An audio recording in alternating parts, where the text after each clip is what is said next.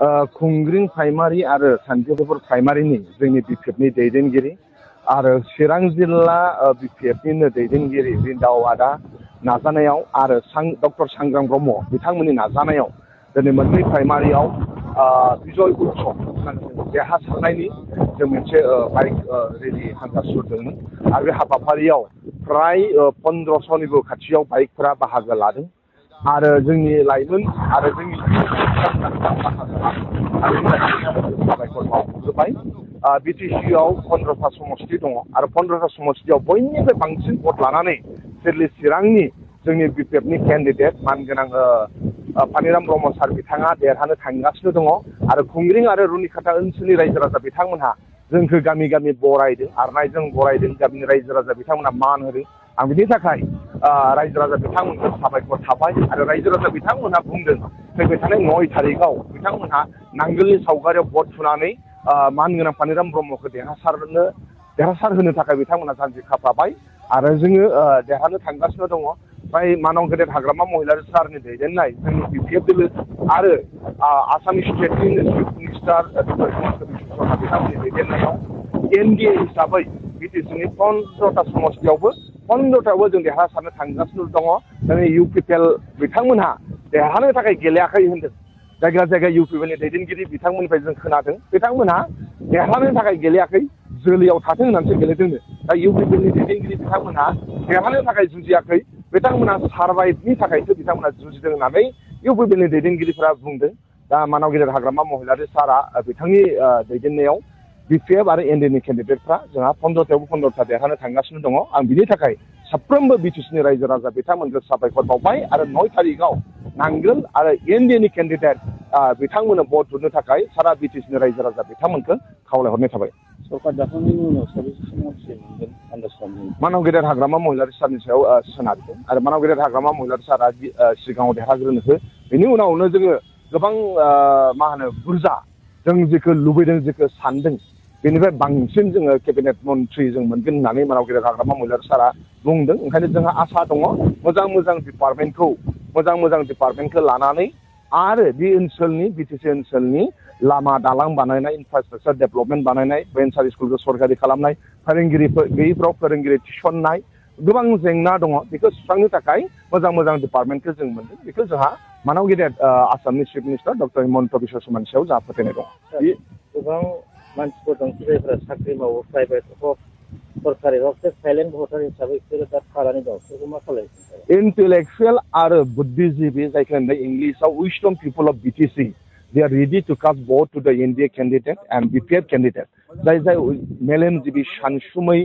लेखा गोरों बिथांमोनहा मानाव गेदेर हाग्रामा महिलारि सारखौ फोथायो मानाव गेदेर हाग्रामा महिलारि सारखौ बिथांमोनानो थांनाय बिटिसिआव लाबोफिनदों ओंखायनो जाय बुद्धिजीबि जाय फोरोंगिरि जाय समाजखौ दायित्व लानाय बिथांमोनहा बिपिएफआव आरो एनडिएनि केन्डिडेटफोरनो भट होनो थाखाय बिथांमोनहा साखाफारा मानोना जोंनो स्ट्रं मोनसे गभर्नमेन्ट नांगौ गोहो गोरा गभर्नमेन्ट नांगौ जाय जोंनि बे बिटिसि ओनसोलखौ जौगासारनायाव खामानि मावो आरो बे ओनसोलाव बांसिन डेभेलपमेन्टनि खामानि लाबोनो हायो दाखालि बावै गुवाहाटीयाव जेला बागुरुम्बा धौ मोसादों बेखौ सारा मुलुगनि मानसिफोरानो जोंखौ बाख्नायदों दा जोंहा खनसे चान्स मोननायावनो जोंनि जे टेलेन्ट जोंनि जे हारिमुवा वर्ल्डआव एक्सेप्टेड बेखौ जोंनि बुद्धिजीबिफ्रा मिथिगौ आरो मानाव गेदेर हाग्रामा महिलारि सारखौ बिटिसिनि बुद्धिजीबि लेखा गोरों साइलेन्ट भटार बिथांमोना फोथायो आरो हाग्रामा महिलारि सारा हि किप हिज वर्ड बे गावनि प्रमिसखौ गाव लाखियो ओंखायनो बिथांखौ मोजां मोनो ओंखायनो मोनफ्रोमबो थाखोनि सुबुंफ्रा फैगौ 9 तारिखआव जोंनि नांगोलनि सावगारियाव बा नांगोलजों सापर्ट होजानाय एनडिएनि केन्डिडेट बिथांमोननो भट होनो थाखाय साखाफारा जाबाय होननानै जोङो आसा खालामो जोंनि ओनसोलाव गोबां माइन'रिटिनि भटनि गोहोम गोग्लैयो माइन'रिटिनि भट मोननाय नङा बिजेपिजों लोगो जानो बिदि खोथा फोसावदों थारैनो बिदि जामारगोन नामा माइन'रिटिनि भट मोननाय नङा जोंनि बिटिसिआव गोबां दङ दा ओंखायनो जोंनि बिटिसिनि माइन'रिटिफ्रा मानाव गेदेर हाग्रामा महिलारि सारखौ मोजां मोनो जोंनि बिटिसिनि माइन'रिटिफ्रा हाग्रामा महिलारि सारखौ फोथायनाय दङ ओंखायनो मानाव गेदेर हाग्रामा महिलारि सारा जेरै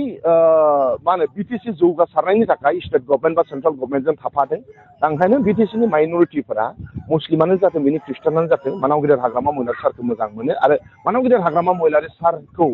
बिश्वास खालामनानै बिथांमोना एबारनि एमएलए इलेक्सनाव जोङो एमएलएजों थादोंब्लाबो बिथांमोनहा जोंनि बिटिएफआव भट होगोन थांनाय बिटिसिआवबो माइनरिटि बिथांमोनहा जोंनो नांगोलाव भट होदोंमोन एबारबो नांगोलाव भट होगोन बेखौ जोंहा मिजिंथिनाय थाबाय आरो बिटिसिनि माइनरिटि बिथांमोनहा माना गेदेर हाग्रामा महिलारि सार आरो जों बिपिएफ दोलोजोंनो दङ बेखौ थांनाय बिटिसि इलेक्सनाव बिथांमोनहा प्रमान होदों लाइमोनफोरनि थाखाय बिटिसि सरकारनिफ्राय गोबां अनसुंथाइ होदोंमोन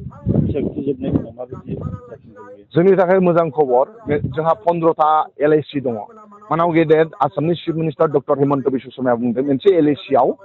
10,000 खरि लाइमोनफोरनो 2 लाख थाखा होगोन होनदों अब्ला जोङो आसा खालामनो हायो 15टा समस्तियाव जुदि 10,000 खरिब्ला 1.5 लाख एमएलए इलेक्सननि उनावनो chief minister doctor Himanta Biswa Sharma आरो मानाव गेदेर हाग्रामा महिलारि सारनि नाजानायाव आरो 1.5 लाख बेकार लाइमोनफ्रा 2 लाख थाखा मोननो थांगासिनो दङ बेनि थाखाय जोबोद मोजां रादाब बेनि थाखाय आं मानगोनां डक्टर हिमन्त बिश्व शर्मा बिथांखौ साबायखर बावदों आरो मानगोनां हाग्रामा महिलारि सार बिथांखौ साबायखर बावदों एमएलए इलेक्सननि उनावनो आरो 1.5 लाख जोंनि बिटिसिनि लाइमोनफ्रा 2 लाख थाखा मोननो थांगासिनो दं बे जोंनि थाखाय जोबोद गोजोनथाव खौरां आरो बिटिसिनि इयुथफ्रा जोबोद रंजादों जोबोद खुसियै मानाव गेदेर डक्टर हिमन्त बिश्व शर्मा आरो हाग्रामा महिलारि सार बिथांमोननि फोसावनायखौ बिथांमोनहा बरायदों जोबनायाव मोनसेबाव दिनै चिराङाव फ्राय जोंनि 14आव बिपिएफनि आखाइयाव रिकभार जागोन थांनाय बाराव बिटिसि इलेक्सनाव जों जेनदोंब्लाबो जों देरहाफिनबाय मानो होनबा जोंनिफ्राय थांनाय जोंनि दैदेनगिरि मानगोनां खाम्फा बरगयारि सारा जोंजों फैबाय डक्टर सांग्राम ब्रह्म बिथाङा जोंजों दंसै गोबां इउपिपिएलनि फाउन्डार नोंथांमोननि चिरांनिनो मौति ब्रह्म हाजवारिया जोंजों दंसै गुनेश्वर गयारि बिथांमोनहा जोंजों दंसै दा ओंखायनो थांनाय बिटिसि इलेक्सनाव देरहानाय मानगोनां खाम्फा बरगयारि सारा जोंजों फैबाय दा दिनै जोङो फोथायो चिरां दुवारनि रायजो राजा बिथांमोनहा बिपिएफजों दङ चिरां दुवारनि रायजो राजा बिथांमोनहा बिपिएफनोनो एबार भट होनो थाखाय बिथांमोनहा साखाफारा मानोना बे ओनसोलनि दैदेनगिरि जाय दुखु सुखु समाव बे ओनसोलनि रायजो राजाजों थाफादों गाबथादों